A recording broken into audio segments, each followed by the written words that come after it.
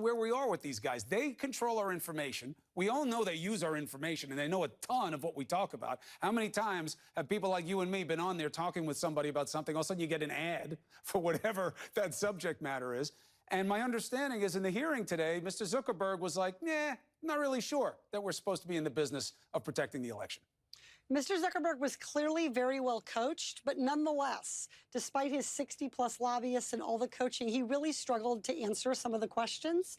So he affirmed that Facebook is committed to privacy, yet couldn't explain then to me why his lawyers are arguing in federal court that Facebook has no duty to protect people's privacy. Yeah, what's that about? Why is he saying one thing if they're fighting for another one? What's the play? He was pressed by other people, other of my colleagues. They asked him things like, do you collect information from non-Facebook users?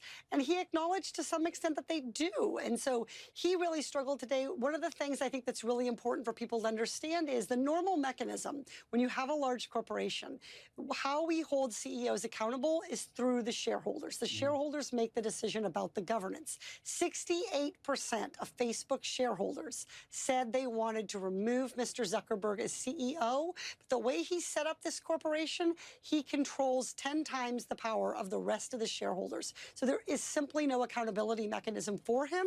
And we were attempting to provide some of that today in Congress and give both shareholders and Facebook users and the American public generally some of the accountability that they deserve. I mean, look, we've reached a new reality in terms of our culture. Social media is as big a part of ads and everything else as almost television and cable. We have rules about what can be out there and what you have to say about it and what you have to do about tracking the money. I just don't understand how they don't have to be subject to the same at this point. Congresswoman Katie Porter, always appreciate the intelligence. Thank you for being on the show. Thank you. All right, be well. The president's allies in the House